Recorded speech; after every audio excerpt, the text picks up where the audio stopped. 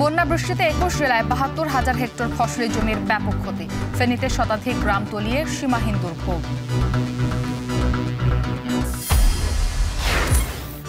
বৃষ্টিতে সরবরাহ কমায় বাড়তি সবজির দাম। ৩০০ টাকা ছাড়িয়েছে কাঁচামরিচের কেজি। স্বস্তি নেই মাছ মাংসে।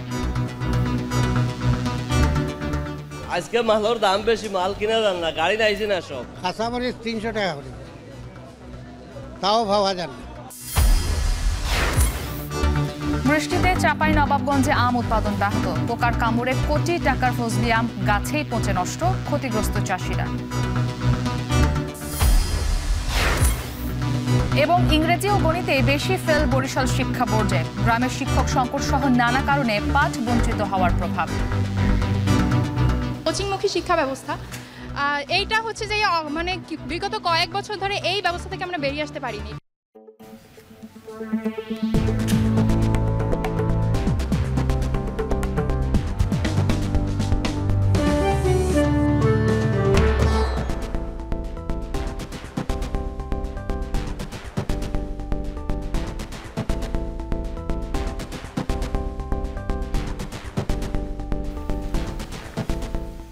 স্বাগত এখন জনপদে। পুরো আয়োজন জুড়ে আপনাদের সাথে আছি আমি ইসরাত মুক্তি।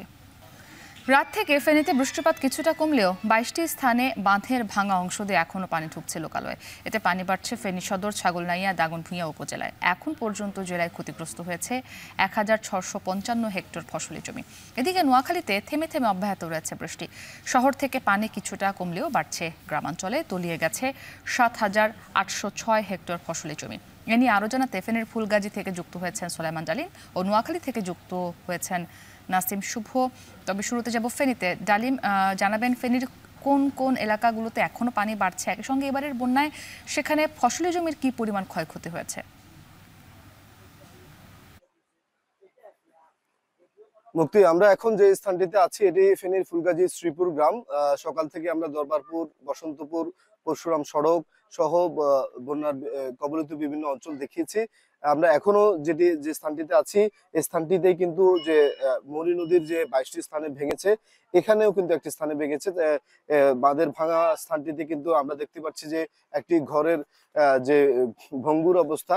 এরকম শুধু এই স্থানটি, এই ঘরটি নয়, ফেনীর যে বন্যা, এই বন্যা কিন্তু ফেনীর ফুলগাজী এবং পরশুরামে এই পরিমাণ যে ক্ষত চিহ্ন, পানি যত কমছে তত ক্ষত চিহ্নগুলো স্পষ্ট হচ্ছে। আমরা কথা বলেছি ফেনীর যে কৃষি অধিদপ্তর রয়েছে তাদের সাথে, তারা আমাদেরকে যেমনটি জানিয়েছেন যে ১,৬০০ যে হেক্টর আউশ এবং আমন ধানের যে মাঠ রয়েছে সেটি বন্যার পানিতে নিমজ্জিত রয়েছে এবং ১,০০০-এর বেশি যে পুকুর রয়েছে, পুকুরের মাছ কিন্তু একদমই বন্যার পানিতে ভেসে গেছে। সব মিলিয়ে গতকালকের যে পরিস্থিতি ছিল ফেনীর ফুলগাজী, পরশুরাম, ছাগলনাইয়া, সোনাগাজী, দাগনভূঞা, ফেনী সদরের বন্যা পরিস্থিতি, ১৫০ শতাধিকের মতো গ্রাম কিন্তু বন্যার পানিতে নিমজ্জিত ছিল। আজকে সেই পরিস্থিতি কিছুটা উত্তরণ হয়েছে। ফুলগাজী এবং পরশুরামের অনেক জায়গা থেকে পানি কমছে, তবে এখনো পরশুরামের কিছু জায়গা কিন্তু কোমর পরিমাণ এবং বুক পরিমাণ পানি রয়েছে। সকালে আমরা দেখেছি যে সেনাবাহিনী বিভিন্ন জায়গায় কিন্তু ত্রাণ বিতরণের জন্য গিয়েছে এবং সাথে সাথে বিজিবি সহ অন্যান্য যারা রয়েছে তারাও কিন্তু ত্রাণ বিতরণ কার্যক্রমে অংশগ্রহণ করেছে। আমরা কথা বলেছি জেলা প্রশাসনের সাথে। জেলা প্রশাসন আমাদেরকে যেমনটি জানিয়েছেন যে তারা কিন্তু ইতিমধ্যেই ১৫০টি আশ্রয় কেন্দ্র যে প্রস্তুত করেছিল সেই আশ্রয় কেন্দ্রগুলোতে কিন্তু মানুষ এসেছে। প্রায় ৫০টি আশ্রয় কেন্দ্রে ৮,০০০-এর বেশি মানুষ এসছে এবং সেখানে কিন্তু তাদের মাঝে কিন্তু শুকনো খাবার থেকে অন্যান্য যেসব সরঞ্জাম রয়েছে সেগুলো বিতরণ করা হয়েছে। কথা বলেছি আমরা পানি উন্নয়ন বোর্ডের সাথে। পানি উন্নয়ন বোর্ড যেটি বলছেন যে বাঁধের যে ২২টি স্থানে ভেঙেছে সেই বাঁধগুলো কিন্তু এখনই মেরামত করা সম্ভব নয়। যদি বৃষ্টি কমে এবং পানি কমে তারপরে কিন্তু বাঁধের মেরামতের কাজ কিন্তু তারা শুরু করতে পারবে বলে তারা মনে করছেন। অপরদিকে আবহাওয়া অফিস যেটি বলছেন যে গত ৩ দিনে যে বৃষ্টির পরিমাণ সেটি কিছুটা কমেছে এবং বৃষ্টির পরিমাণ আরো কমলে পরিস্থিতির আরো উত্তরণ হবে। এ ছিল ফেনীর ফুলগাজী শ্রীপুর থেকে আমাদের কাছে বন্যা পরিস্থিতির খবরের সর্বশেষ। ফেনীর পর নোয়াখালীর খবরাখবর জানবো। শুভ, সেখানকার জলাবদ্ধতায় ভোগান্তির বিস্তারিত জানাবেন। এবং আমরা বলছিলাম যে বৃষ্টির পানি গ্রামাঞ্চলে বাড়ছে এবং তলিয়ে গেছে ৭,৮০৬ হেক্টর ফসলি জমি। ক্ষয়ক্ষতির চিত্র সেখানে কেমন?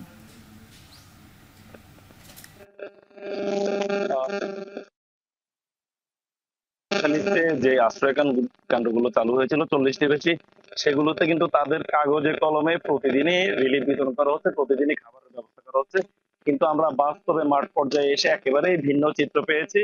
আমি এই মুহূর্তে আছি নোয়াখালীর কবিরহাট উপজেলার ঘোষবাগ ইউনিয়নের জিয়ানগর গ্রামে, এবং আমার পিছনেই ঘোষবাগ সরকারি প্রাথমিক বিদ্যালয় আশ্রয় কেন্দ্র। এই আশ্রয় কেন্দ্রটিতে গত 3 দিন থেকে 6টি পরিবার আশ্রয় নিচ্ছেন। তারা এখানে শিশু রয়েছেন, বৃদ্ধা রয়েছেন, অসুস্থ ব্যক্তি রয়েছেন, পাশাপাশি তাদের গবাদি পশুও কিন্তু এই আশ্রয় কেন্দ্রে রাখা হয়েছে। আমি প্রত্যেকের সাথে কথা বলেছি, তারা বলেছেন গত 3 দিনের একদিনও এই আশ্রয় কেন্দ্রে এখন পর্যন্ত সরকারি বিন্দু মাত্র কোনো সহযোগিতা তারা পাননি। আজ সকালে র্যাপিড অ্যাকশন ব্যাটালিয়ন র্যাবের সিভিসি-3-এর একটি দল এসে তাদের সাথে কথা বলে গেছেন, পরিদর্শন করে গেছেন, কিন্তু তারা কিন্তু কোনো সহযোগিতা এখন পর্যন্ত পাননি। পাশাপাশি তাদের স্যানিটেশনের যে ব্যবস্থা, এখানে এই যে আশ্রয় কেন্দ্রটি রয়েছে, এই আশ্রয় কেন্দ্রটির যে ওয়াশরুম গুলো রয়েছে সেগুলো পানির নিচে থাকায় স্যানিটেশন সিস্টেমও ভেঙে পড়েছে, যার কারণে এখানে মহিলা, নারী এবং যে মহিলারা রয়েছেন তাদের ব্যাপক বেগ পেতে হচ্ছে। পাশাপাশি শিশু যারা আছেন তাদের শিশু খাদ্যেরও সংকট রয়েছে। এখানে আশ্রয় কেন্দ্রে গবাদি পশু রাখা হলো, প্রাণী সম্পদ থেকেও কেউ এখন পর্যন্ত তাদের খবর নেয়নি, যার কারণে গবাদি পশু, যেহেতু এই এলাকা পানির নিচে তলিয়ে আছে, গবাদি পশুর খাদ্যেরও সংকট রয়েছে। যদিও জেলা প্রশাসন এবং জেলা ত্রাণ ও পুনর্বাসন কর্মকর্তা সহ জেলার সিভিল সার্জন, জেলা প্রাণী সম্পদ কর্মকর্তা তারা বরাবরের মতোই জানিয়ে আসছেন তাদের মাঠ পর্যায়ে অনেকগুলো মেডিকেল টিম রয়েছে, কাজ চলছে, কিন্তু এখানে আমরা বাস্তবে তার তেমন কোনো চিত্র দেখতে পাইনি। এই আশ্রয় কেন্দ্রের মতো কবিরহাট উপজেলার আমরা আরো প্রায় 5টি আশ্রয় কেন্দ্রে গিয়েছি, সবগুলো চিত্র কিন্তু আমরা একই দেখতে পেয়েছি, অর্থাৎ কাগজে কলমে আশ্রয় কেন্দ্রে সহযোগিতার কথা থাকলেও বাস্তবে কিন্তু তেমনটি আমরা দেখছি না। পাশাপাশি যারা আশ্রয় কেন্দ্রগুলোতে রয়েছেন তারাও বলছেন বাস্তবে আসলে কেউই আসেননি। এই ছিল আমার কাছে এখন অব্দি সবশেষ। মুক্তি। ফেনী ও নোয়াখালীর বৃষ্টি এবং জলাবদ্ধতার খবরাখবর জানাচ্ছিলেন সহকর্মীরা। দেখছেন এখন জনপদে। বন্যা ও বৃষ্টিতে দেশের 21 জেলায় 72,076 হেক্টর জমির ফসলি জমি তলিয়ে গেছে। কৃষি সম্প্রসারণ অধিদপ্তরের বিজ্ঞপ্তিতে এই তথ্য জানানো হয়। বিজ্ঞপ্তিতে বলা হয়েছে, উত্তর পশ্চিম বঙ্গোপসাগরে সৃষ্ট লঘুচাপ এবং দেশের উপকূলীয় অঞ্চলে ভারী থেকে অতি ভারী বৃষ্টিপাতের কারণে ফেনী, নোয়াখালী, কুমিল্লা, খুলনা, বাগেরহাট, সাতক্ষীরা সহ দেশের মোট 21 জেলায় বেশ কিছু জায়গায় জলাবদ্ধতা তৈরি হয়েছে। এতে ধানের বীজতলা, পাট, শাকসবজি সহ ফসলের জমি পানিতে তলিয়ে ব্যাপক ক্ষয়ক্ষতি হয়েছে।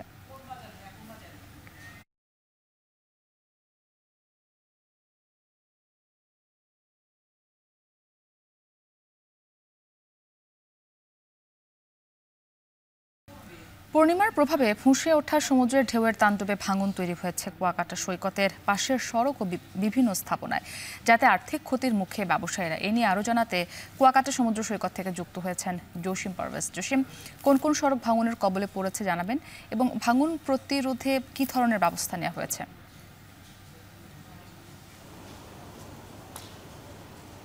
মুক্তি, কুয়াকাটা সৈকত হচ্ছে নৈসর্গিক এবং এটি হচ্ছে সাগর কন্যা হিসেবে খ্যাতি অর্জন করেছে দেশি বিদেশি পর্যটকের কাছে।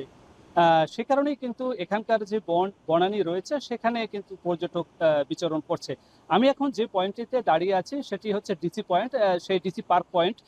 সেখানে প্রায় অনেক জমি রয়েছে সরকারি, সে সরকারি জমিতেই পর্যটকরা বিচরণ করেন। আর সেই পর্যটকদের বিচরণের জন্য এখানে কিন্তু সমুদ্র ঘেঁষা একটি 2 কিলোমিটার একটি সৈকত সংলগ্ন একটি ওয়াকওয়ে নির্মাণ শুরু করেছিলেন গত 2 বছর আগে। 4,86,00,000 টাকা ব্যয়ে এই প্রকল্পটি বাস্তবায়ন করার কথা ছিল, এবছরই শেষ হওয়ার কথা ছিল, কিন্তু রাজনৈতিক এবং প্রেক্ষাপটের কারণে, পট পরিবর্তনের কারণেই কিন্তু সেই নির্মাণ কাজ সম্পন্ন করতে পারেনি ঠিকাদার প্রতিষ্ঠান। কিন্তু তার মধ্যেই আমরা আপনাকে আরো জানিয়ে রাখি, গত মে মাসের মাঝামাঝি সময়ে এখন টিভির মাধ্যমে এই সড়কটি বিধ্বস্ত বিপর্যস্ত হওয়া নিয়ে একটি প্রতিবেদন করেছিলাম আমরা। সেই প্রতিবেদনের আলোকে সেখানে এই সড়কটি বিধ্বস্ত বিপর্যস্ত হওয়ার শঙ্কার কথা প্রকাশ করা হয়েছিল।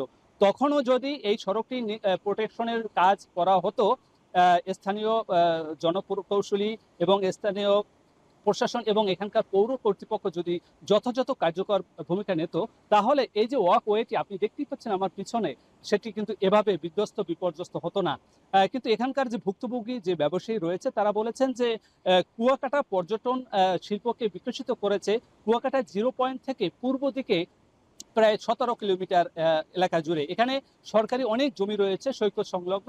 এখানে যদি সরকার নানা অবকাঠামো স্থাপন করা এবং পর্যটক বিচরণের ক্ষেত্র তৈরি করে, তাহলেই পর্যটন এলাকায় কুয়াকাটায় পর্যটকের বিচরণ ঘটবে এবং পর্যটন শিল্প বিকশিত হবে এবং অর্থনৈতিকভাবে বাংলাদেশ সরকার এই পর্যটন খাতে বিপুল পরিমাণে রাজস্ব আদায় করতে পারবে বলে এমনটি প্রত্যাশা। তো এখানকার পর্যটকরা বলেছে যে ওয়াকওয়ে দ্রুত কাজ সম্পন্ন করে এবং পুনরায় টেন্ডার দিয়ে আবার পুনরায় টেকসই পদ্ধতিতে সড়কটি নির্মাণ করা হলে তারা এখানে বিচরণ করতে পারবে বলে এমনটি দাবি তাদের। এই ছিল আমার কাছে সবশেষ। কুয়াকাটা সমুদ্র সৈকত থেকে যুক্ত ছিলেন জসিম পারভেজ। এখন জনপদে একটি বিরতি নিচ্ছি, সাথেই থাকুন।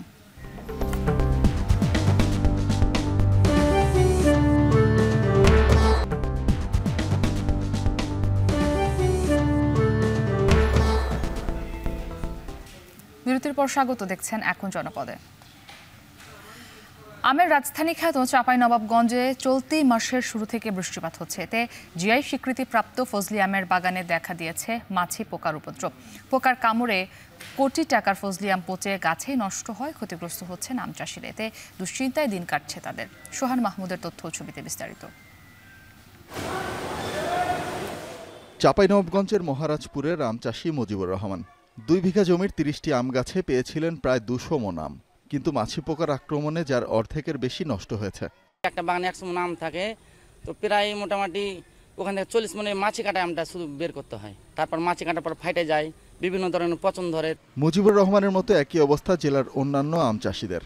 নষ্ট হওয়া আম কেউ গরুকে খাওয়াচ্ছেন, অনেকে আবার সেগুলো বাগানেই ফেলে রেখেছেন। এদিকে বাজারে ফজলি আম বিক্রি হচ্ছে 1000 থেকে 1200 টাকা মণ। এই দামে উৎপাদন খরচ উঠছে না বলে জানিয়েছেন চাষিরা। যত তাড়াতাড়ি পারা সম্ভব তত তাড়াতাড়ি ভালো থাকবে, আর যত দেরি করবেন তত দেখা যাবে বাদ। আপনার যদি পানি হয় এই মাইছা কাটা আম একটাও পাওয়া যাবে না, আপনার সব ফেটে শেষ। স্প্রে করছি, তবু মনে করেন যে ওই যে পোকা, লাল পোকাটা উড়ে যা আমে মেরে দিছে, দিয়ে 2 দিন 1 দিন পর পর আমটা ফেটে দিচ্ছে আর কি। আমটা অনেক নষ্ট হচ্ছে এবং পাইক পোছালিতে দিয়ে আপনার খরচা আম থেকে উঠছে না, অনেক লোকসান হচ্ছে। আম চাষিরা বলছেন জেলার বিভিন্ন বাগানে পোকার আক্রমণে নষ্ট হয়েছে 30% বেশি আম, যার বাজার মূল্য 100 কোটি টাকার বেশি। পোকার আক্রমণ থেকে বাঁচতে ফুড ব্যাগিংয়ের পরামর্শ কৃষি বিভাগের। মাছি পোকার আক্রমণে যদি আমরা গাছ থেকে ফুঁড়ে দেওয়ার পরে ধপধপ করে পড়ে গেল, পচে নষ্ট হয়ে যায়, কোনো দাম পাওয়া যায় না। আর এখন ফজলি আমের যে দুরবস্থা, আসি না, দাম কম, কিনতেই কেউ চায় না। বিগত কয়েকদিনের তুলনায় আমের বাজার মূল্য একটুখানি বৃদ্ধি পেয়েছে, তবে আমি মনে করি যে এই বাজার মূল্যটা আরও একটু বৃদ্ধি হওয়ার দরকার, যাতে কৃষক লাভবান হতে পারে। কারণ উৎপাদন খরচ পুষিয়ে কৃষকের যদি লাভবান না হয়, সেক্ষেত্রে কৃষক ক্ষতিগ্রস্ত হবে। কৃষি বিভাগের তথ্য মতে চাঁপাইনবাবগঞ্জের 37,000 হেক্টর জমিতে আম বাগান রয়েছে। চলতি মৌসুমে আম উৎপাদনের লক্ষ্যমাত্রা ধরা হয়েছে 3,86,000 টন। এখন চাঁপাইনবাবগঞ্জ। সিলেটের বাজারে সরবরাহ কমায় বেড়েছে সব ধরনের সবজির দাম, তবে সপ্তাহ ব্যবধানে 50 টাকা বেড়েছে কাঁচামরিচের দাম। এছাড়া বাড়তি দামে বিক্রি হচ্ছে টমেটো, কাঁকরোল, ঝিঙ্গা, আলু সহ বেশিরভাগ সবজি। এদিকে সবজি সরবরাহ পর্যাপ্ত না থাকায় বরিশালের বাজারেও চড়া ইলিশের দাম। এছাড়া ময়মনসিংহের বাজারে বেড়েছে মুরগির দাম। এসব নিয়ে বিস্তারিত জানাতে সিলেটের সোভানীঘাট কাঁচাবাজার থেকে সন্দীপন শুভ, বরিশাল পোর্ট রোড পাইকারি মাছ বাজার থেকে যুক্ত হয়েছেন অমিত হাসান ও ময়মনসিংহের মেছো বাজার থেকে হারুনুর রশিদ যুক্ত হয়েছেন। তবে শুরুতে আমরা যাব, শুভ, জানাবেন যে বাজারে সবজির সরবরাহ কম থাকার কারণ কি এবং কাঁচামরিচের দামের ঊর্ধ্বগতি নিয়ে সেখানকার ব্যবসায়ীরা কি বলছেন?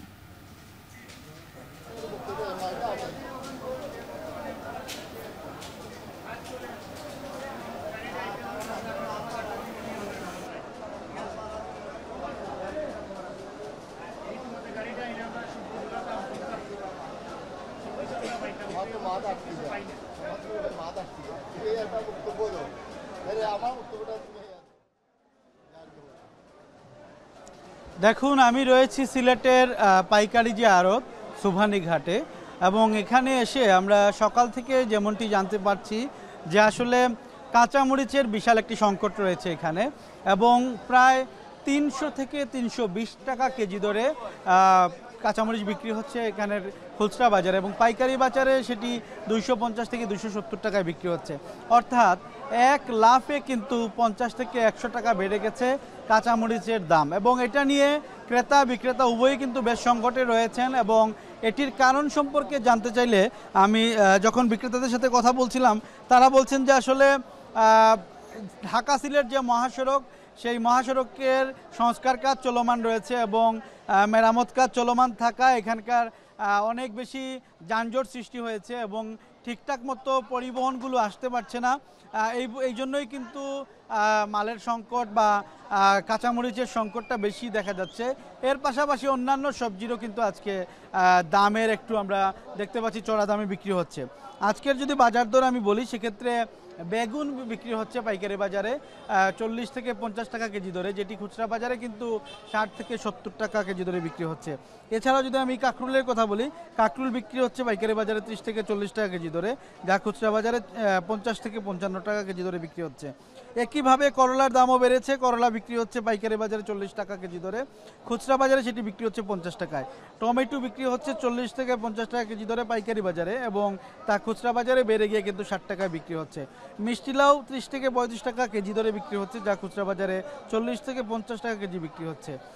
এছাড়াও দাম বেড়েছে ঝিঙ্গার দাম কিন্তু আজকে পাইকারি বাজারেই 40 টাকায় বিক্রি হচ্ছে, খুচরা বাজারে তা 60 টাকায় বিক্রি হচ্ছে।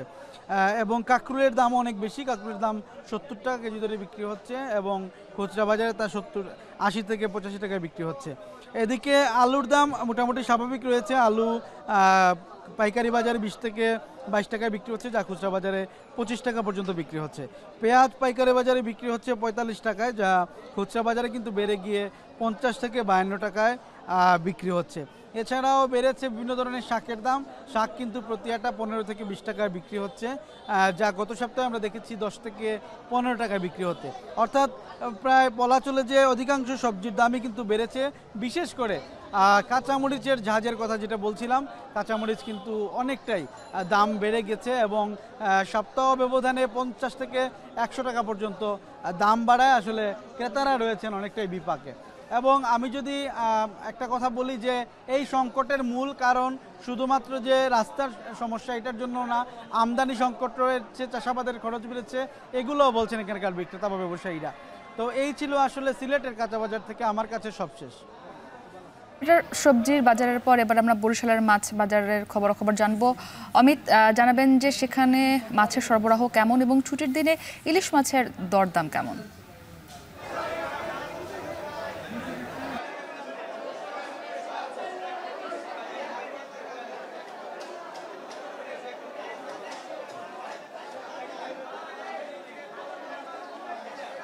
জি মুক্তি, একটু জানিয়ে রাখি যে বরিশালের মাছ বাজারে মাছের দাম, বিশেষ করে ইলিশ মাছের দাম বেশ চড়া যাচ্ছে এবং ব্যবসায়ীরা বলছেন যে সরবরাহ কম থাকার কারণে আসলে মাছের দামটি বেশি যাচ্ছে। এবং আরেকটু জানিয়ে রাখি যে ভরা মৌসুমে এই বরিশালের পোর্ট পাইকারি মাছ বাজারে বেশ মাছ থাকার কথা থাকলেও কিন্তু সে পরিমাণ মাছ কিন্তু নেই, যার কারণে কিন্তু এই মাছের সংকটটি রয়েছে। এবং আজকে বাজারের চিত্র দেখাই, আজকে ছুটির দিন বরিশালের যে পোর্ট পাইকারি মাছ বাজারটি রয়েছে সেই বাজারে আসলে ক্রেতা সমাগম কিছুটা বাড়তি থাকলেও মাছ সে পরিমাণ নেই, যার কারণে কিন্তু ক্রেতারাও কিছুটা বিপাকে পড়ছেন। এবং ইলিশ মাছের দরটা যদি বলি, আজকে পাইকারি বাজারে প্রতি মন ইলিশের 1 কেজি ওজনের যে ইলিশটি রয়েছে সেটি 1 লাখ টাকায় বিক্রি হচ্ছে। এছাড়া 1200 গ্রাম ওজনের প্রতি মন ইলিশ 1,20,000 টাকা এবং 700 থেকে 990,000, 500 গ্রাম ওজনের যে ইলিশ রয়েছে সেটি প্রতি মন 60 থেকে 65,000 টাকা দরে বিক্রি হচ্ছে। এবং এই প্রভাবটি খুচরা বাজারেও পড়েছে। দেখা গেছে 500 গ্রাম ওজনের যে ইলিশ 1550 থেকে 1600 টাকা, 700 থেকে 900, 2550 এবং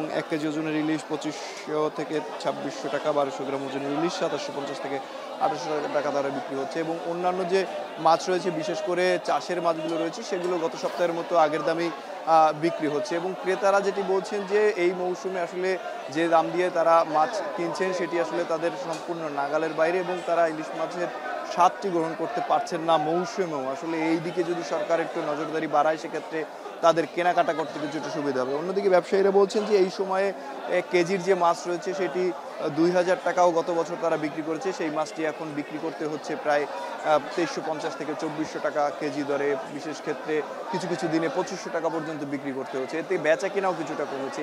এই মৌসুমে বরিশালের এই বাজারটিতে একটি আড়তে দেখা যাচ্ছে 4 লাখ 5 লাখ টাকার মাছ বেচা কেনা হয়ে থাকলেও সেই মাছ কিন্তু এখন আসলে বেচা কেনা অর্ধেকের থেকেও কমে আসলে নেমে এসেছে, যার কারণে কিন্তু কিছুটা সমস্যায় পড়ছেন ব্যবসায়ীরাও। তারা বলছেন যে মাছটি আসলে স্বাভাবিক হয়ে গেলে, মাছের সরবরাহ স্বাভাবিক হলে বেচা কেনাও বাড়তো, ক্রেতা সমাগমও বাড়তো। এবং বরিশালের এই বাজারটি থেকে একসময় কিন্তু বরিশালের চাহিদা মিটিয়ে দেশের বিভিন্ন জায়গায় ইলিশ মাছ সহ অন্যান্য যে মাছ রয়েছে সেগুলো সরবরাহ করা হতো, কিন্তু সে চিত্র এখন খুব একটা দেখা যায় না, কেননা এখন বরিশালের যে ইলিশের চাহিদা রয়েছে সে চাহিদাই আসলে এই বাজারটি মেটাতে পারছে না এবং প্রতিদিন যে পরিমাণ ইলিশ মাছ আসছে তার থেকে কয়েক গুণ বেশি ইলিশ মাছের চাহিদা কিন্তু বরিশালে রয়েছে, যার কারণে কিছুটা সমস্যায় পড়ছেন ব্যবসায়ীরা এবং ক্রেতারাও ছুটির দিনে বাজারে এসে কিছুটা হিমশিম কিংবা অস্বস্তিতে পড়ছেন, কারণ সাধ্যের মধ্যে কোনো মাছই আসলে তারা কিনতে পারছেন না। তবে চাষের যে মাছগুলো রয়েছে সেগুলো গত সপ্তাহের মতোই স্বাভাবিক দামে বিক্রি হচ্ছে, তবে ইলিশ সহ নদীর যে মাছগুলো রয়েছে সেগুলোর দাম আজকে ছুটির দিনে বেশ চড়া যাচ্ছে। তো বরিশালের মাছ বাজার থেকে এই ছিল আমার কাছে সর্বশেষ। মুক্তি, এবার আমরা যুক্ত হব ময়মনসিংহে। হারুন, আমরা বরিশালে যুক্ত ছিলাম, সেখানকার মাছ বাজার সম্পর্কে আমরা জানছিলাম যে সেখানে মাছের বাজার বেশ চড়া। জানাবেন ময়মনসিংহে মাংসের বাজারের আজকের পরিস্থিতি কেমন, দরদাম কেমন?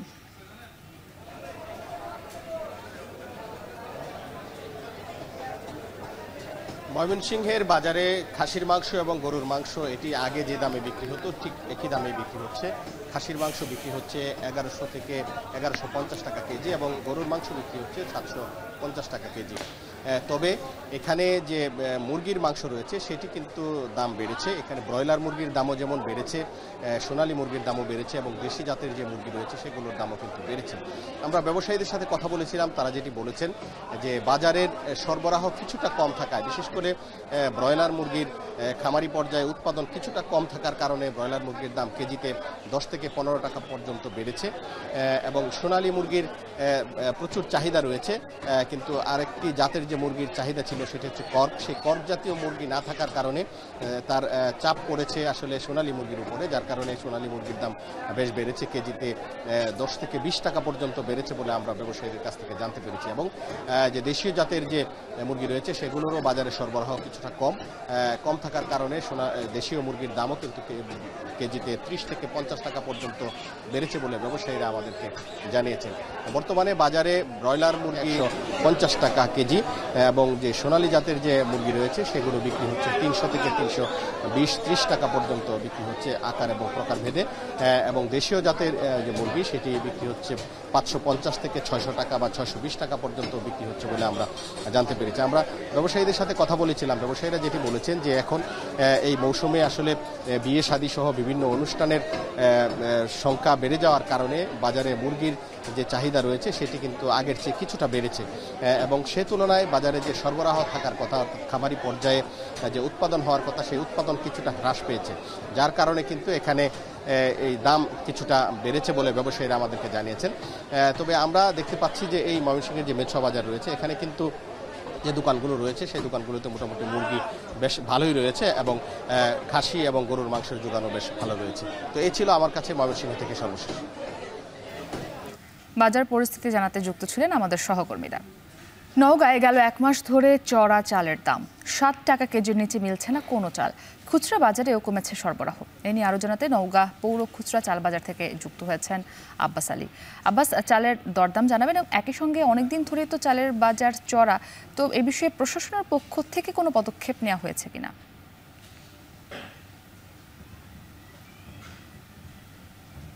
আপনি জানেন নওগাঁ এখন ঈদুল ধানের ভর মৌসুম, কিন্তু তারপরও চালের বাজার উদ্যোগী বলা যায় যে ঈদুল আজহার পরবর্তী সময় থেকে এখন পর্যন্ত খুচরা বাজারে সব ধরনের চালের দাম বেড়েছে কেজিতে 5 থেকে 6 টাকা পর্যন্ত। আর চালের দাম বাড়ায় ক্ষোভ প্রকাশ করেছেন ক্রেতারা। তবে চালের বাজার নিয়ন্ত্রণে জেলা জাতীয় ভোক্তা অধিদপ্তর এবং জেলা খাদ্য বিভাগের পক্ষ থেকে নওগাঁ সদর উপজেলা এবং জেলার মহাদেবপুর উপজেলায় গত 26 জুন এবং 2 জুলাই অভিযান পরিচালনা করা হয়েছিল। এই অভিযানে 8টি চালকল এবং ধান চাল মজুতদার যেসব প্রতিষ্ঠান রয়েছে সেগুলোতে অভিযান পরিচালনা করে প্রায় 6,52,000 টাকা জরিমানা করা হয়েছিল।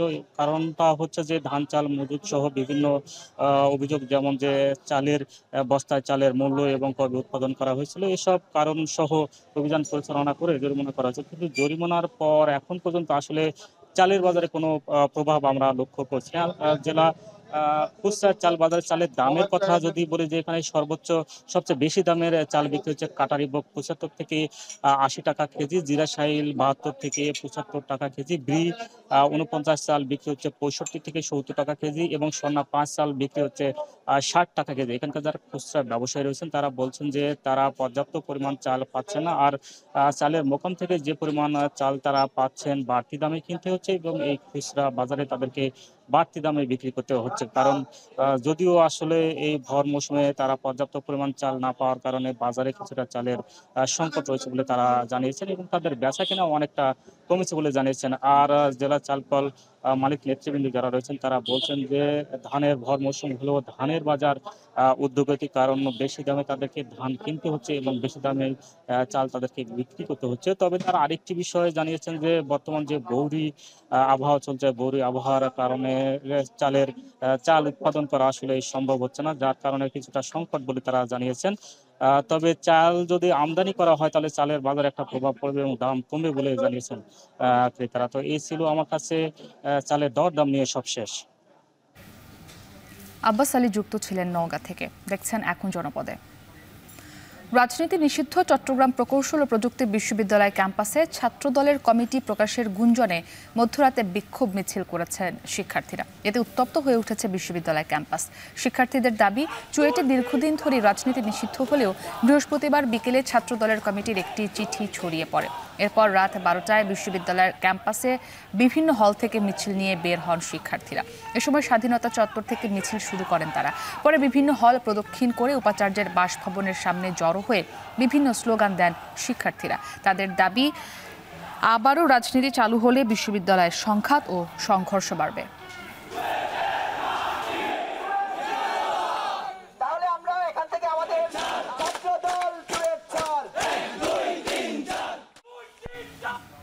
নিচ্ছে আরো একটি বিরতি, সাথেই থাকুন।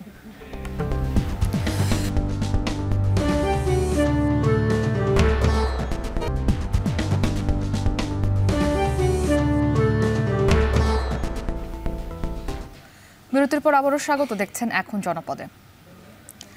ঢাকা সিলেট মহাসড়কের ব্রাহ্মণবাড়িয়ার আশুগঞ্জ থেকে বিজয়নগরের রামপুর পর্যন্ত অন্তত 25 কিলোমিটার এলাকায় তৈরি হয়েছে তীব্র যানজট। কাল মধ্যরাত থেকে তৈরি হওয়া যানজটে ভোগান্তিতে পড়েছেন দূর দূরান্তের যাত্রীরা। এ নিয়ে আরও জানাতে ঢাকা সিলেট মহাসড়কের সরাইল বিশ্বরোড মোড় থেকে যুক্ত হয়েছেন আজিজুল সঞ্চয়। সেখানকার যানজটের বর্তমান পরিস্থিতি সম্পর্কে জানাবেন, কারণ কি এবং এই পরিস্থিতি নিয়ন্ত্রণে কর্তৃপক্ষ কী ধরনের পদক্ষেপ নিয়েছে? আপনি দেখতে পাচ্ছেন আমি এখন হচ্ছে ব্রাহ্মণবাড়িয়ার সরাইল বিশ্বরোড এলাকায়। মূলত গতকাল বৃহস্পতিবার দিনগত মধ্যরাত থেকে এই ঢাকা সিলেট মহাসড়কের অন্তত 25 কিলোমিটার অংশে তীব্র যানজট তৈরি হয়েছে। একেবারে যে আশুগঞ্জের যে গুল চত্বর আছে সেই গুল চত্বর থেকে একেবারে বিজয়নগর উপজেলার রামপুর পর্যন্ত এই যানজটটি ছড়িয়েছে এবং সেটি সব মিলে প্রায় 25 কিলোমিটার পর্যন্ত এই যানজটগুলো আমাদেরকে জানিয়েছে হাইওয়ে পুলিশ কর্তৃপক্ষ। আমরা কথা বলেছিলাম খাটিয়াতা হাইওয়ে পুলিশের ভারপ্রাপ্ত কর্মকর্তা মামুন রহমানের সঙ্গে। তিনি জানিয়েছেন যে মূলত এই যে আশুগঞ্জ থেকে বিশ্বরোড পর্যন্ত যে 4 লেনের যে কাজটি চলছে, ভারতীয় প্রকল্পের যে ভারতীয় ঠিকাদার যে কাজটি করছে, এবং এই কাজটির ফলে এই আশুগঞ্জ থেকে বিশ্বরোড মোড় পর্যন্ত প্রায় 15 কিলোমিটার অংশে বেশ কিছু অংশে তীব্র খানাখন্দ, অসংখ্য খানাখন্দ সৃষ্টি হয়েছে এবং এসব খানাখন্দের কারণে যানবাহনের ধীর গতিতে যানবাহন চলাচল করছে। তার ফলে এই খানিক বাদেই কিন্তু একটু পরপরই আসলে এখানে যানজটের সৃষ্টি হচ্ছে এবং এটি আসলে এখন এই যানজট কিন্তু একেবারে আসলে অসহনীয় পর্যায়ে চলে গিয়েছে, বিশেষ করে এবং এই বিশ্বরোড মোড় ছাড়াও কিন্তু বিশ্বরোড থেকে আবার যে রামপুর এলাকা আছে সেখানেও এই যানজটটি ছড়িয়ে পড়েছে। মূলত এই বিশ্বরোড থেকে আবার যেই রামপুর পর্যন্ত অর্থাৎ বা হবিগঞ্জের মাধবপুর পর্যন্ত অংশ, সেখানে কিন্তু আবার 6 লেনে কাজ চলছে। সেই কাজটিরও আসলে ধীরগতির কারণে এই যে মহাসড়কের এক অংশ বন্ধ করে যে কাজ চলছে, যার ফলে মহাসড়কটি সংকুচিত হয়ে পড়ছে এবং এর ফলে কিন্তু যানবাহনের চাপ বেড়ে এখানে তীব্র যানজট তৈরি হচ্ছে। তবে আমরা যেটি জানতে পেরেছি যে মূলত আশুগঞ্জ থেকে বিশ্বরোড বা আশুগঞ্জ থেকে আখাউড়া স্থলবন্দর পর্যন্ত যে 4 লেনের যে কাজটি চলছে, সেটির যে প্রকল্প ব্যবস্থাপক আছেন শামীম আহমেদ, তার সঙ্গে আমি কথা বলেছিলাম। তিনি বলছেন যে আসলে মূলত যেহেতু এটি আসলে ভারতীয় এবং দুই দেশের যৌথ অর্থনীতি প্রকল্পটি হচ্ছে এবং আসলে বিভিন্ন জটিলতার কারণে কাজটি থমকে গেছে এবং এই জন্য আসলে তারা যেহেতু এই প্রকল্পের কাজের কারণে তারা দীর্ঘদিন ধরে মহাসড়কটিতে সংস্কার কাজ চালাতে পারেনি এবং সেই জন্য আসলে তাদের এই যে বিভিন্ন স্থানে তীব্র খানাখন্দ তৈরি হচ্ছে এবং খানাখন্দের ফলে এখানে আসলে যানজট তৈরি হচ্ছে। তবে শামীম আহমেদ জানিয়েছেন যে তারা আসলে এটি জোরের ভিত্তিতে তারা এই যেহেতু আশুগঞ্জ গুলচত্বর এবং বিশ্বরোড মোড়েই একেবারে খানাখন্দের অবস্থা বেশি খারাপ, এই অংশটুকু তারা দ্রুত তারা মেরামতের চেষ্টা করছেন এবং আমরা আজকে এসে কিন্তু এখানে দেখেছি যে তারা আসলে এখানে ইট ফেলে কিন্তু তারা এটি সংস্কার তারা চেষ্টা করছেন। তো মুক্তি, আমার কাছে এই ছিল ঢাকা সিলেট মহাসড়কে এখানকার যানজটের সার্বিক চিত্র। আজিজুল সঞ্চয় যুক্ত ছিলেন ব্রাহ্মণবাড়িয়া থেকে। 2024-এর অভ্যুত্থানের সময় 11 জুলাই পুলিশের বাধা উপেক্ষা করে মহাসড়ক অবরোধ করে কুমিল্লা বিশ্ববিদ্যালয়ের শিক্ষার্থীরা। কোটা বিরোধী আন্দোলনে প্রথম পুলিশি হামলার শিকার হন তারা। দেশ জুড়ে সে খবর ছড়িয়ে পড়ার পর শান্তিপূর্ণ ছাত্র আন্দোলন আরও কঠোর রূপ নিতে থাকে। খালেদ সাইফুল্লাহর প্রতিবেদন, ছবিতে ছিলেন কামরুল হাসান। 11 জুলাই 24-এর এই দিনে কুমিল্লা বিশ্ববিদ্যালয় থেকে শান্তিপূর্ণ মিছিল নিয়ে মহাসড়কের দিকে যাওয়ার সময় বাধা দেয় পুলিশ। এক পর্যায়ে লাঠিপেটার পাশাপাশি ছোড়া হয় টিয়ার সেল। গুলিবিদ্ধ হয় রায়হান, আহত হয় অন্তত 20 শিক্ষার্থী। এরপরও দমাতে পারেনি ছাত্রদের। পিছু হটে পুলিশ। সহপাঠীদের উপর হামলার খবর পেয়ে হল থেকে বেরিয়ে আসে ছাত্রীরাও। মিছিল পরিণত হয় ক্ষোভ আর অধিকার আদায়ের দাবানলে। হল থেকে শুনি যে আমাদের ভার্সিটির ছেলেদের উপর অ্যাটাক করা হয়েছে, তখন আমরা হলের মেয়েরা সবাই, 2 হলের মেয়েরাই সবাইকে জানানো হয়েছে। তারপরে সবাই একসাথে বের হলাম। বেশি স্টুডেন্টের একসাথে আকস্মিক এই প্রবেশটা দেখে পুলিশের কিছুটা হতবাক হয়ে গিয়েছে। তো তারা হয়তো ফায়ার করতে বাধ্য হয়েছে অথবা ফায়ার করার ডিরেকশন ছিল তাদের উপর। তো তারা বুলেট ছুটতে শুরু করলো। তো সম্ভবত প্রথম বুলেটটাই আমার গায়ে লাগে। জুলাই আন্দোলনে পুলিশের বাধার মুখে প্রথম প্রতিরোধ গড়ে ওঠে এই স্থানে। লাল সবুজের ক্যাম্পাসে প্রাণ পায় বর্ষা বিপ্লব। ছাত্রদের কণ্ঠে ধ্বনিত হয় অন্যায়ের বিরুদ্ধে সাহসী উচ্চারণ। 4 কিলোমিটার দীর্ঘ পদযাত্রা শেষে মহাসড়কে অবস্থান নেন শিক্ষার্থীরা।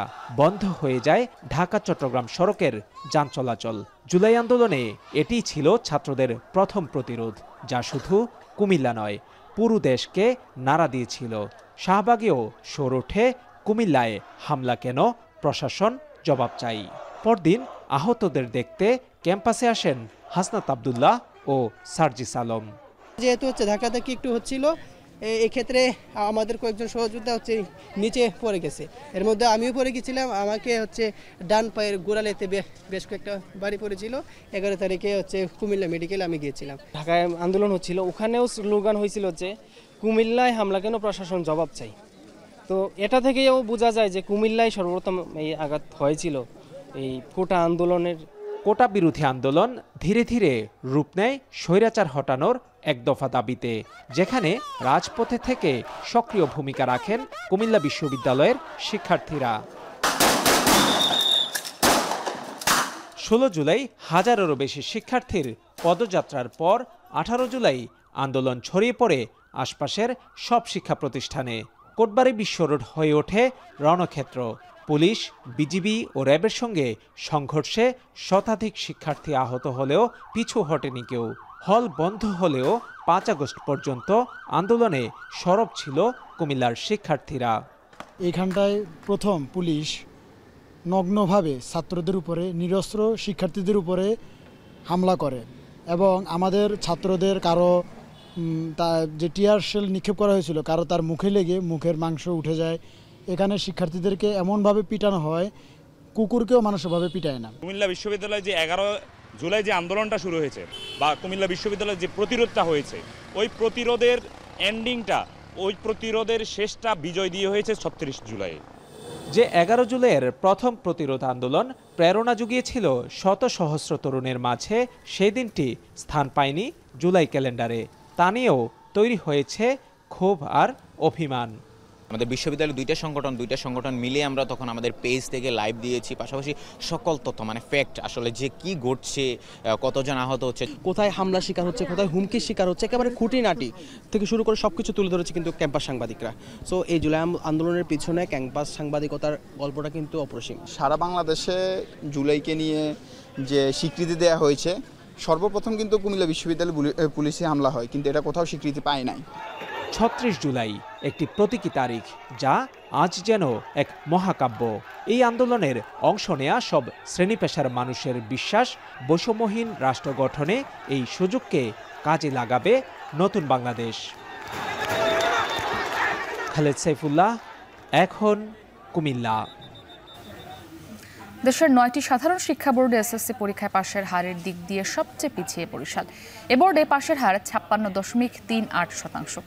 এর মধ্যে বেশিরভাগ শিক্ষার্থী ফেল করেছেন ইংরেজি ও গণিতে। পাশাপাশি জিপিএ ৫ পাওয়ার সংখ্যাও নেমেছে অর্ধেকে।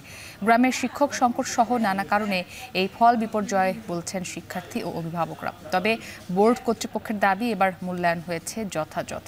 ফিরদৌস সোহাগের প্রতিবেদন। এসএসসিতে বরিশাল শিক্ষা বোর্ডে ২০২৪ সালে পাশের হার ছিল ৮৯.১৩%। ২০২৩ সালে যা ছিল ৯০.১৮%।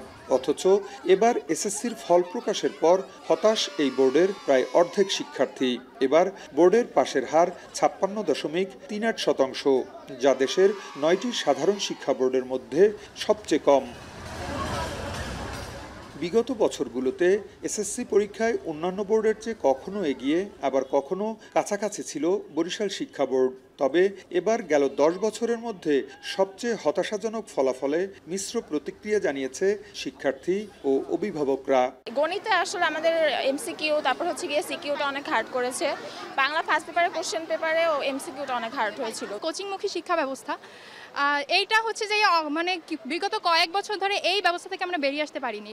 তো এইটা থেকে একটু আমার মনে হয় উন্নত করলে আমরা আরো ভালো রেজাল্ট আশা করি করতে পারবো। কোয়ালিটি অনুযায়ী সেরকম আপনারা খাতা দেখবেন, আমরা সেভাবেই খাতা দেখেছি। অকৃতকার্যদের বেশিরভাগই আটকেছেন ইংরেজি ও গণিতে। শিক্ষা বোর্ডের ইংরেজি বিভাগের প্রধান পরীক্ষকের মতে পিএসসি ও জেএসসি পরীক্ষায় অংশ না নেয়া ও নানা কারণে পাঠ বঞ্চিত হওয়ার প্রভাব পড়েছে ফলাফলে। ইংরেজি সাবজেক্টটায় যেমন চরাঞ্চলের খাতা আমরা পেয়েছি, সেখানে দেখা যায় ৫০টা খাতার প্যাকেট থাকে, ৫০টাই ফেল আসছে, এরকমও হয়েছে। এদের পিএসসি পরীক্ষা এরা দিতে পারে নাই, এরা জেএসসি পরীক্ষা দেয়নি। দুইটা পাবলিক পরীক্ষা ফেস না করার কারণে হঠাৎ করে তারা এসএসসি পরীক্ষা দেওয়ার কারণে তার রেজাল্টে ধস পড়েছে। গ্রাম অঞ্চলে পর্যাপ্ত পরিমাণ বিষয়ভিত্তিক শিক্ষক না থাকার কারণে আর অভিভাবকবৃন্দ সচেতন না থাকার কারণে তাদের শিক্ষার্থী ঝরে পড়ে যাচ্ছে বলে আমার ব্যক্তিগতভাবে মনে হচ্ছে। তবে বোর্ড কর্মকর্তাদের দাবি, এবারের পরীক্ষায় ভিজিলেন্স টিমের কড়াকড়ি, খাতা মূল্যায়ন সহ শিক্ষা বোর্ডের নির্দেশনা সঠিকভাবে বাস্তবায়ন হয়েছে। সরকারের নির্দেশনা ছিল যে আমরা সঠিক মূল্যায়নটা চাই, যে ছাত্রছাত্রীদের অবস্থানটা কোথায়, লেখাপড়ার মানটা কোথায়। দেখা যায় আপনারা জানছেন বিভিন্ন সময় যে জিপিএ 5 পায় হাজার হাজার, কিন্তু ভর্তি পরীক্ষা ঢাকা বিশ্ববিদ্যালয়ে ফেল করে। এবং বিশেষ করে ম্যাথ বা ইংলিশ এই দুইটাই গ্রাম অঞ্চল থেকে বেশি খারাপ হওয়ার কারণে আমার পার্সেন্টেজ এরকম কমে গেছে। বরিশাল শিক্ষা বোর্ডে এবছর জিপিএ 5 পেয়েছে ৩১১১৪ জন। গেল বছর যা ছিল ৬১৪৫ জন। তবে এবছরও এগিয়ে মেয়েরা। ছাত্রদের ৪৮.৪৫% বিপরীতে ৬৩.৩৮% ছাত্রী কৃতকার্য হয়েছে। এছাড়া বোর্ডের ১৬টি স্কুলের কোনো শিক্ষার্থী পাশ করেনি। ফিরদৌস সোহাগ, এখন বরিশাল। আরও একটি বিরতির পর ফিরছি, সাথেই থাকুন।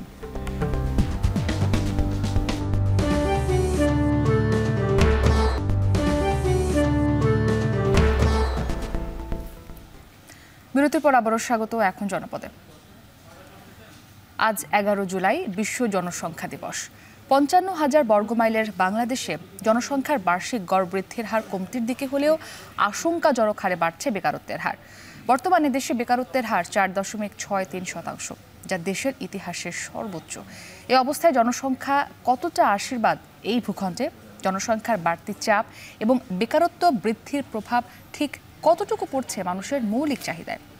তাছাড়া নাগরিক সুবিধাই বা নিশ্চিত হচ্ছে কতটুকু? জনসংখ্যা দিবসে এসব প্রশ্নের উত্তর খুঁজেছেন রাকিবুল ইসলাম, ছবি তুলেছেন কাউসার আহমেদ। বিশ্ব জনসংখ্যা দিবস আজ। 1989 সালে জাতিসংঘের উন্নয়ন কর্মসূচির তৎকালীন গভর্নিং কাউন্সিল এই দিনটি দিবস হিসেবে পালন করার কথা বিবেচনা করে। এরপর 1990 সালের 11 জুলাই প্রথম এই দিনটি পালন করা হয়। এরপর থেকে বাংলাদেশ সহ বিশ্বে প্রতি বছর 11 জুলাই পালন হয়ে আসছে বিশ্ব জনসংখ্যা দিবস। মাত্র 55,000 বর্গমাইলের এই দেশের মোট জনসংখ্যা প্রায় 18 কোটি। জনসংখ্যার ঘনত্ব প্রতি বর্গ কিলোমিটারে প্রায় 1170 জন। তবে শুমারির তথ্য অনুযায়ী গত কয়েক দশকে দেশে জনসংখ্যার বার্ষিক গড় বৃদ্ধির হার কমেছে। সবশেষ 2021 সালের শুমারি অনুযায়ী দেশে জনসংখ্যা বৃদ্ধির হার 1.22%। 1981 সালে যা ছিল 2.84%। 4 দশকের ব্যবধানে জনসংখ্যা বৃদ্ধির হার কমেছে 1.62%। তবে জনসংখ্যা বৃদ্ধির হার কমলেও কতটা স্বস্তিতে মানুষ, নতুন প্রজন্মের ভাবনায় কতটা ছাপ ফেলে জনসংখ্যা, কর্মসংস্থান কিংবা আয় ব্যয়ের চূড়ান্ত হিসেবের ডানবাম কতটা মিলছে? জনগণ বাড়তাছে ঠিকই, কাজ নাই, মোটামুটি বইয়া থাকুন লাগে, সময় আইলে কাম হয় না হয় না। মাথার ঘাম পায়ে ফেলে আমরা কর্ম করে ভাত খাই, কিন্তু ভাই আমরা কর্ম পাইতেছি না, বর্তমানে নিরুপায়। কর্মসংস্থান বৃদ্ধি পেলে জনসংখ্যা বাড়লেও দেখা গেছে বাড়তি চাপটা জনসম্পদে রূপান্তর হবে। বর্তমানে দেশে বেকার জনগোষ্ঠীর সংখ্যা অন্তত 26 লাখ, বিগত বছরের তুলনায় যা 1,60,000 বেশি। বাংলাদেশ পরিসংখ্যান ব্যুরোর শ্রমশক্তি জরিপের সবশেষ তথ্য অনুযায়ী 2024-25 অর্থবছরের দ্বিতীয় প্রান্তিকে দেশে বেকারত্বের হার বেড়ে দাঁড়ায় 4.63%। বর্তমানে বাংলাদেশের ইতিহাসে যা সর্বোচ্চ বেকারত্বের হার। ঠিক আগের অর্থবছরে একই সময়ে দেশে বেকারত্বের হার ছিল 3.95%। জনসংখ্যার বাড়তি চাপ এবং বেকারত্ব বৃদ্ধির প্রভাব পড়ছে মানুষের মৌলিক চাহিদায়। সেই সাথে বাড়ছে সম্পদের বণ্টন, বাড়ছে অপরাধ প্রবণতা। বিভিন্ন শ্রেণী পেশার মানুষের দাবি সকল অব্যবস্থাপনাকে পেছনে ফেলে জনসংখ্যাকে জনশক্তিতে রূপান্তর করার। এডুকেশন সিস্টেমটা এটা হচ্ছে, আমি মনে করি এটার জন্য প্রধান মেইন রিজন, এবং পাশাপাশি আমাদের একটা অব্যবস্থাপনতা আছেই। আমাদের যারা নীতি নির্ধারক তারা আমাদের জনসংখ্যাটাকে জনসম্পদে রূপান্তর করার কোনো ওয়েল ম্যানেজমেন্ট নাই, বা সেই চিন্তা ওদের নাই আর কি। ওইরকম প্র্যাগমেটিভ কোনো লিডারশিপ আমরা এখনো পাইনি। যখন মানুষের চাকরি থাকে না, কাজ করার কোনো সুযোগ থাকে না, তখন স্বভাবতই আমার পেটের দায়ে আমাকে অপরাধের দিকে ধাবিত হতে হয়। আমরা জনশক্তি যদি আমরা রপ্তানি করতে পারি, তাহলে বাংলাদেশে একদিকে যেমন উন্নয়ন ঘটবে, তেমনি বাংলাদেশ হবে উন্নত কান্ট্রি। জনসংখ্যাকে জনশক্তিতে রূপান্তরের জন্য প্রতিটি জেলায় কাজ করছে জেলা কর্মসংস্থান ও জনশক্তি অফিস। সেখানেও কর্মী সংকট সহ রয়েছে নানাবিধ অপ্রতুলতা। এছাড়া শ্রমবাজার তৈরি ও বাজার অনুসন্ধানে দেশে কাজ করছে প্রায় 3,000 রিক্রুটিং এজেন্সি।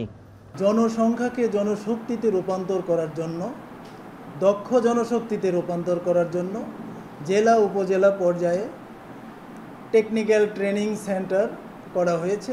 এর সংখ্যা 110। স্বল্পমেয়াদী, মধ্যমেয়াদী এবং দীর্ঘমেয়াদী প্রশিক্ষণের মাধ্যমে বিদেশগামী অথবা দেশীয়ভাবে কর্মসংস্থানের সুযোগ সৃষ্টির লক্ষ্যে বেকার জনগোষ্ঠী বা ড্রপ আউট হয়ে যাচ্ছে যে সমস্ত শিক্ষার্থীরা, তাদেরকে দক্ষ জনশক্তিতে রূপান্তর করার জন্য সরকার যুগোপযোগী প্রশিক্ষণ কেন্দ্রগুলো করেছে। 2025 সালের বিশ্ব জনসংখ্যা দিবসের প্রতিপাদ্য একটি ন্যায্য এবং আশাব্যঞ্জক পৃথিবীতে তাদের পছন্দের পরিবার তৈরি। অতিরিক্ত জনসংখ্যা জনশক্তিতে রূপান্তর হয়ে সেটি ভূখণ্ডের আশীর্বাদ বয়ে আনবে, এমনটাই প্রত্যাশা সকলের। রাকিবুল ইসলাম, এখন নরসিংদী। এই ছিল এখন জনপদে। এখন টেলিভিশন ওয়েবসাইটে দেখতে ভিজিট করুন এখন.tv। এছাড়া ফেসবুকে দেখতে ভিজিট করুন facebook.com/tv.এখন। আর ইউটিউবে সরাসরি দেখুন youtube.com/c/এখন টিভিতে।